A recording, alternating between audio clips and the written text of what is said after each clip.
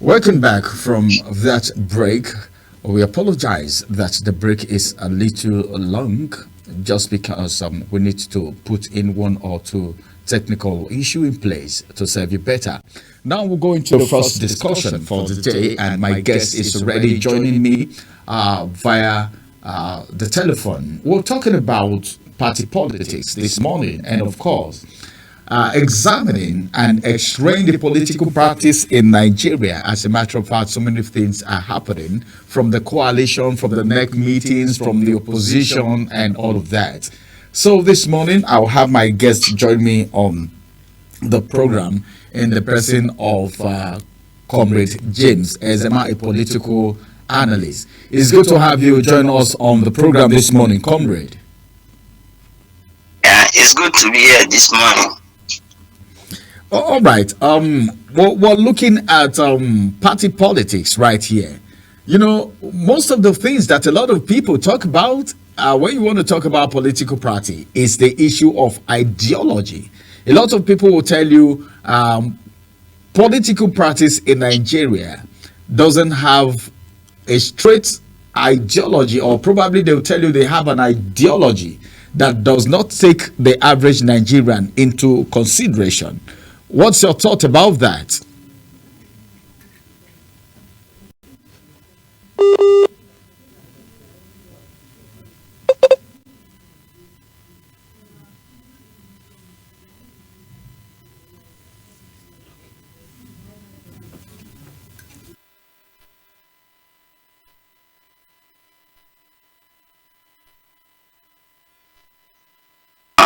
Okay, I said the issue of ideology in Nigeria. You know, a lot of people will tell you political parties in Nigeria don't have ideologies, and even if they have ideology, is different from what Nigerians are thinking. Do you differ in opinion? Yeah, I think political parties they actually have ideologies. Some of the ideologies are mostly unwritten ideology, and one common ideology among them is just come together, grab power, and move on and go to the next level, which is about sharing the national cake.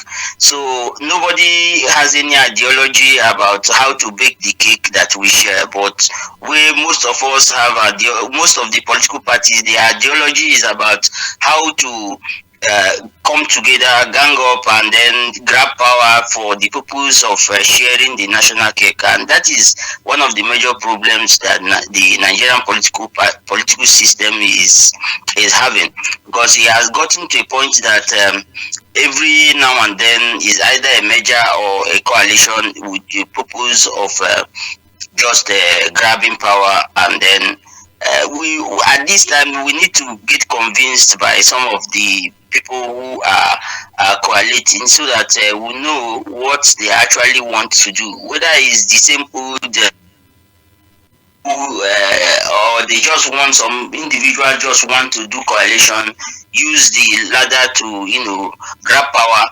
irrespective of the what the person who is coming to take over the government will be doing, because it is not as simple as saying, okay, let us come together, and that is where the problem is. Nigeria is a country where you have a lot of people who, because they lost out in some political arrangements in wherever they are, they will jump gun to another place, another political party, and that's how they keep roaming around political parties from one political party to the other, under the guise of there is a crisis in my party, or under the one guise or the other. So these are the challenges we are facing with our political parties, and that's why it is easy for anybody in politics who have been elected under any political party to jump ship. It's as simple as ABC. They are not just there for anybody. They are just there for themselves, and that's why it's simple and easy for them to continue to jump ship. All right. Thank you, comrade. Now, you just talked about coalition while you were speaking. Now, let's look at the coalition. A lot of people are saying this coalition, they've not really seen their primary goal. Everything you are hearing is they want to offseat the now president in the person of His Excellency President Bola Tinubu, challenging his administration in 2027 is what Nigerians are hearing. But what do you think is the primary goal of the opposition coalition seeking to challenge President Bola Ahmed Tinubu in the 2027 presidential election? Really, I may not know actually what is their clear goal, but what I may say is that I would like to advise them that if the primary goal is just about taking over power, I think it is a misplaced priority. We should be looking at that's why Nigerians should before we can agree and accept anything that is coming from the coalition, they have to convince us that they are actually for the people and not for themselves, and coming together just to ensure that they have access to our commonwealth, to share among themselves. So we should be thinking about how to produce in this country, not how we are going to share. Baking of the cake is more important than the sharing of the cake, because if you don't bake the cake, there will be nothing to share. So we should be thinking about how we are going to continue to bake a cake that we can share. Enough of dependence on oil, and these are some of the issues we want them to clearly tell us how they are going to go about it. Nigeria is a country where people are dying of hunger, irrespective of the fact that we have arable lands everywhere. There's no part of this country that does not have one special thing they are producing from the in the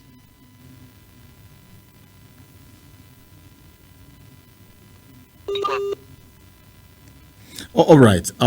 Thank you very much. The processing. Oh, okay.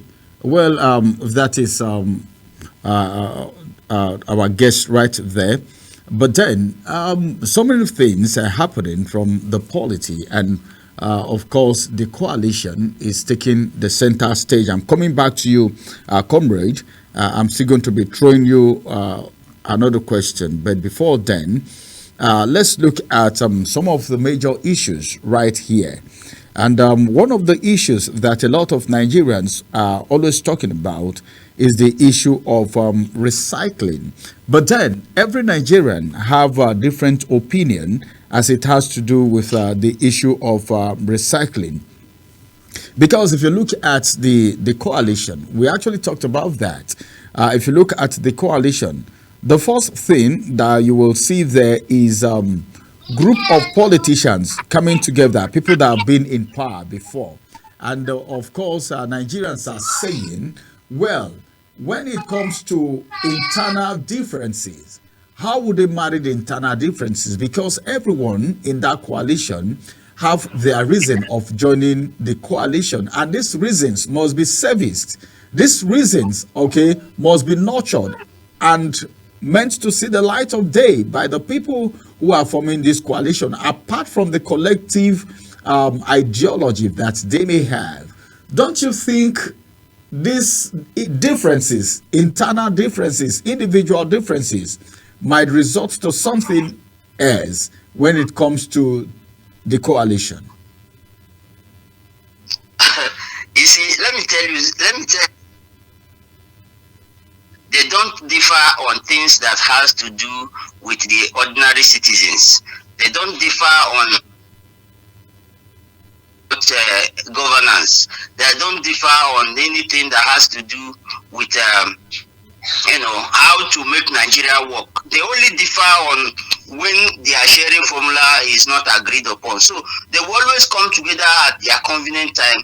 You remember when APC merger was coming up, the belief was that how can all these strange bedfellows come together and at the end of the day succeed in forming a merger? We saw it; they succeeded in forming a merger because they had a plan, and when they saw the person whom they knew that the ordinary citizens wanted, and they picked him up and made him the presidential candidate, and people jumped the ship and said, "Oh, this is the right place to go." And at the end of the day, all that we had for 8 years was the sharing of the national cake, and nobody had thought about producing anything. This morning, I had when the during the morning, during the time that you were, going on about the newspaper review, you see how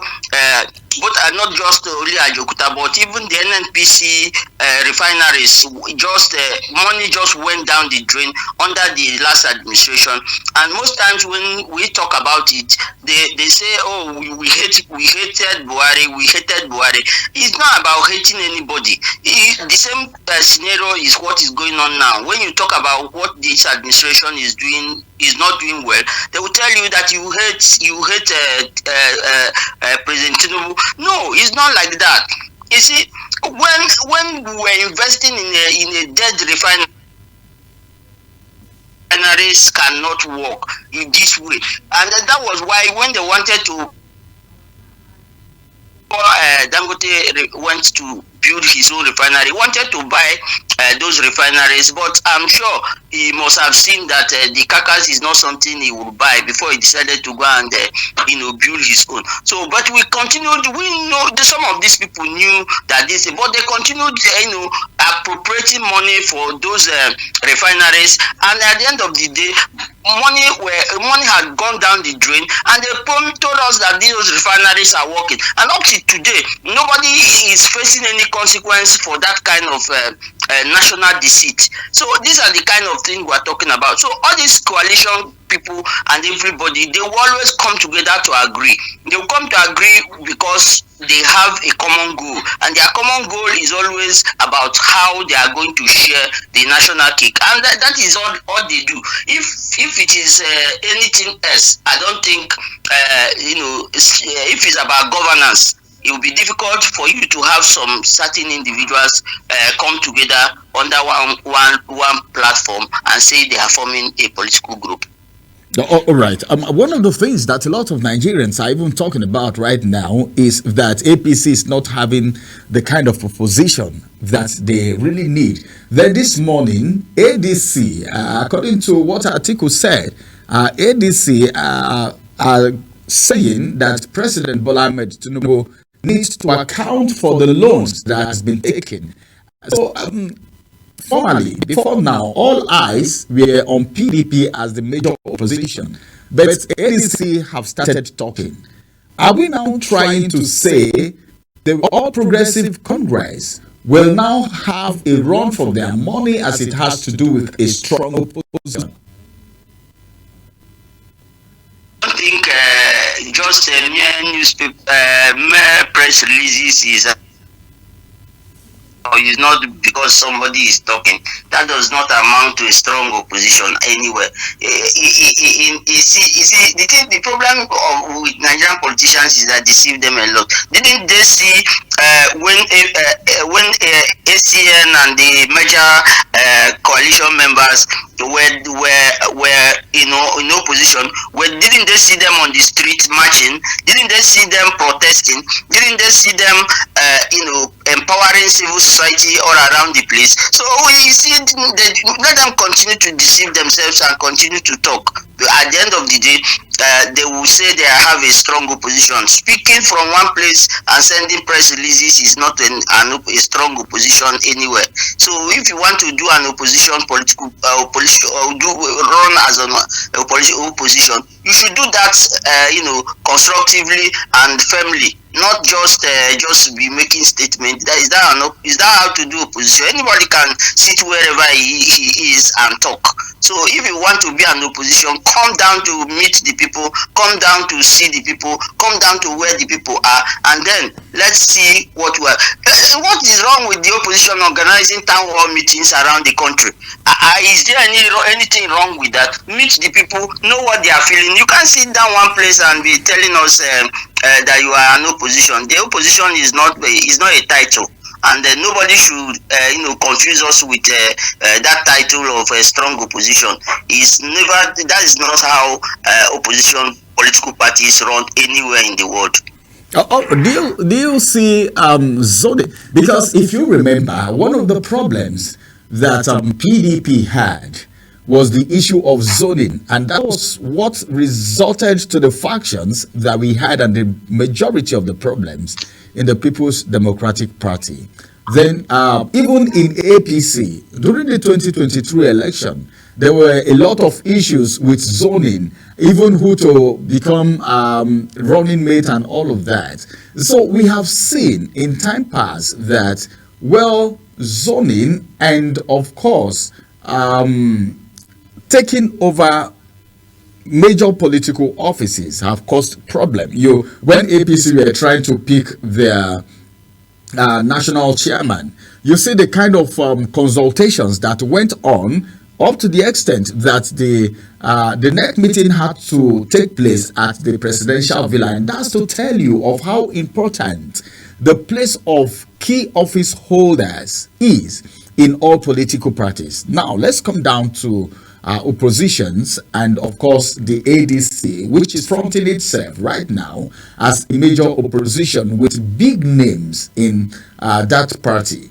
Now, do you think zoning will be an issue in ADC, especially as it has to do with presidential ticket? Remember, we have David Mark there, we have Aregbesola there, we have Amechi right there, we have El Rufai right there, and of course speculations around the fact that Peter Obi is part of the coalition, even though he has not resigned from the Labour Party. So now, do you think the issue of zoning, or who to field as the presidential, who to give the presidential ticket in 2027 will be a problem for the All African Democratic Congress?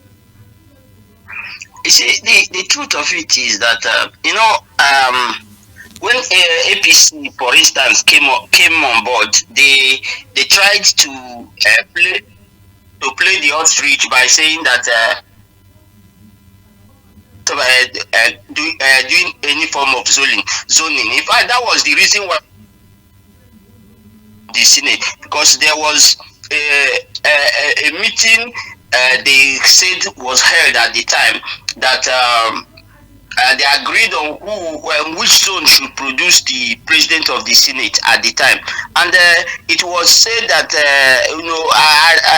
Bukola Saraki actually had his aide tweeted the outcome of the meeting, and as we heard that some people within the party kicked against it, and then that was how said we don't have zoning, we are not doing zoning, and then that was how Bukola Saraki apologized, and at the end of the day he emerged the president of the Senate in court with the PDP that produced him and produced a PDP person as the deputy president of the Senate. You see, these are some of the deceit that we try to put into politics. There's no way you can come in a multi-cultural, multi-ethnic, multinational country like Nigeria, and you say you cannot do zoning, and that is the reason why PDP actually lost the 2023 election, because if they had microzoned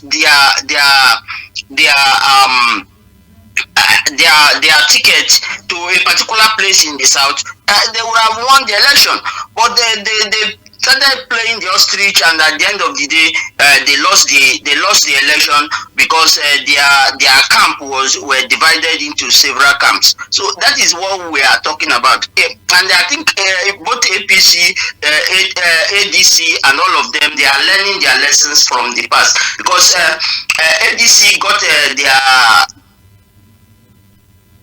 chairman from the North Central, and they got their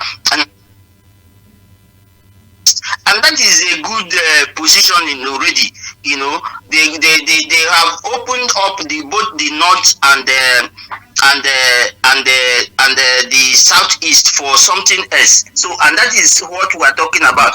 You see, when they come, they can decide to zone the president of the senate to another part of the country, and then zone the speakership to another part of the country. That's how power is distributed in a country of this nature. But when people want to they want to try to get whatever they wanted, they will say no, we don't want zoning, because they believe that when they talk about zoning, it reduces their chances of getting to power, and it does not work that way. Because when you lose, everybody loses, and at the end of the day, the country will continue to be in the hands of the individuals that cannot manage the economy. And that is why some of them are learning. Even the APC itself is now learning. He had to return their national party chairmanship to the North Central, where actually is supposed to be. The same thing with PDP. PDP is supposed to produce the successor of the national chairman from the North Central, but they did themselves whatever. I don't know what they did to themselves. They continued to play against the rule, and at the end of the day, they will continue to lose. But I think that all of them are coming back to do the same thing when they come to their national convention that they are planning. Whether it holds or not, I don't know. But the truth is that if any political party says that it cannot do zoning, whether it's written in the constitution or not, forget it. You can't get it, because zoning is entrenched in the psyche of the ordinary Nigerians, and where the president come today is the South. And if you say you want to run for president in 2023 and you are from any other place, not the South, you will still have the Nigerian voters to grind with. So the time will come that the Nigerian voters will speak, because you can. Why Jonathan was defeated in 2015 was because of this zoning issue. Because they said, oh, you finished the tenure of late Yar'Adua, and you did one term. Yes, we can allow that, but you cannot do a second term. So, and because you altered the zoning, and that was how the North produced the president. And today, a Southerner is in power, and if you say you want to contest outside of the South, I'm not sure.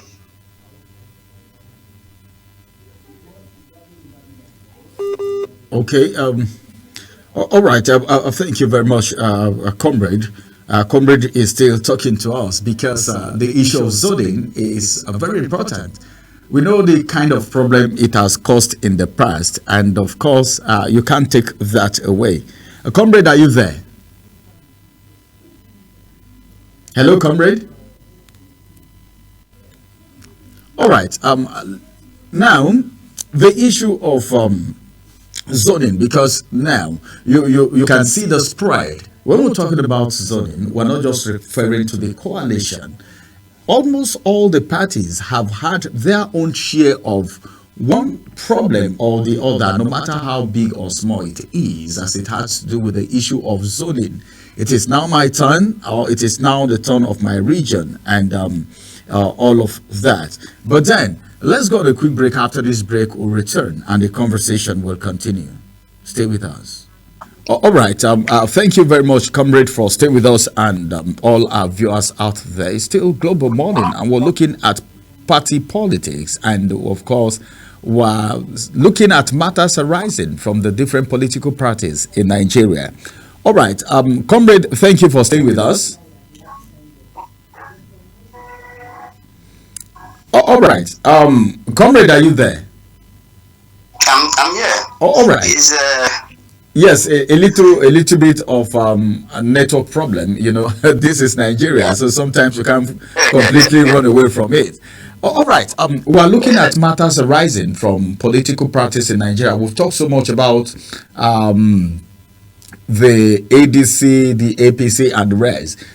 Labour Party, you know, a lot of people have been saying so many things about the Labour Party. Peter Obi rubbing shoulder or rubbing mind, having meetings with ADC and still in Labour Party. But Labour Party chieftain, one of their former youth leader, told me on our program here that Peter Obi has not defected, that what is going on is still consultations. What do you think?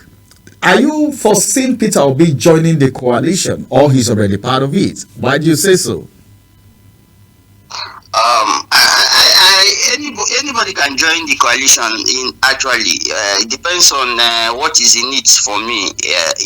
Before I can join any person for anything, before I can say I am working with you, I should know exactly what is in it for me. So, and then it depends also on the interest of the individual politician. Are you joining the coalition because of yourself, or are you joining the coalition because of the Nigerian people? And these are some of the issues that determine whether someone will join or not. But there's nothing wrong in joining a coalition ahead of the 2027 general elections. And then on the other hand, the Labour Party itself is a party that is in self-inflicted crisis, and it is all about the politics of what should I get and what should I not get, because somebody's tenure expired and he refuses to leave office, even despite a Supreme Court judgment, is still in the office. So these are some of the issues. It has never happened anywhere in the world that your tenure will be exhausted and you decide to remain in office. And then even when you claim the court order, put you in office, the court order was vacated by the highest court of the land, the Supreme Court. Yet you are still sitting there and claiming to be the national leader of the party. I don't think that happens anywhere in the world. It's only in Nigeria that you can find that kind of anomaly taking place. All right. Hello. Yes, I'm with you. Oh, okay. Now we just talked about the Labour Party. There are other parties in Nigeria that we are not even hearing about. Some of them don't even appear on the ballot on the days of election. I don't know. Don't you think having a lot of political parties, the reason why I'm saying this is because there is a push for about 100 and something political parties to be registered right now, and even the coalition are also having a plan B, planning to register a party called ADA. What do you think? Like Showore's party, for instance, that party has been there for a very long time, and the party is still there, and they are still pushing for their own ideology and waiting until the day Showore will emerge as maybe the president of this country and all of that. Then you also bring INEC into the whole thing. Now, looking at the political parties in Nigeria, do you think there is need for the registration of more political parties? You see, the program is not about registering political parties or not registering political parties. It's part of the political, the freedom of association, to allow people to register as many political parties as they want. In a democracy, it erodes the principle of democracy to restrict the number of political parties. The only thing we should be doing is that the electoral umpires should find a way to regulate how political parties are formed. Even this idea of deregistering political party is anti-democratic. You cannot deregister a political party because of any reason. The only thing is that if they become they don't have a candidate. They don't have a candidate. If they don't have supporters, they don't have supporters.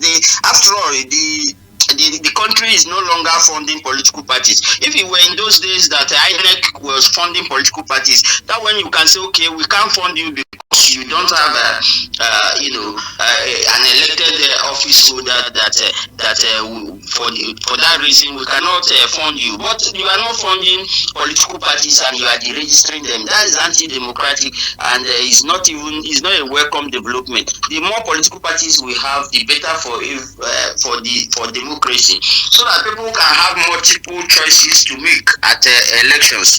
And then some of the political parties, why they are just there is because some of their leadership, they don't actually understand what a political party is for. Because most times they see political party are just a place, so let's just have an association of people, and we stay here, and here we are until probably one day an opportunity will come, someone will decamp from one place and come and join us. So they don't actually do grassroots mobilization. They don't do any form of work that will make them be accepted by the people. There are some political parties that if you call their name, somebody will ask you, is that a political party? And that is the problem we have with the Nigerian political system, that people don't actually do what they are supposed to do as leaders of political party. Mobilize the people, sensitize the people, go to the grassroots, talk to the people, and seek membership. And these are some of the things that is causing problem within the polity, because we have limited choices. If it's not APC, it's not PDP. If not, and now that we have had a Labour Party and the ADC coming up, nobody will be talking about APC and PDP all this while. So that is how it is.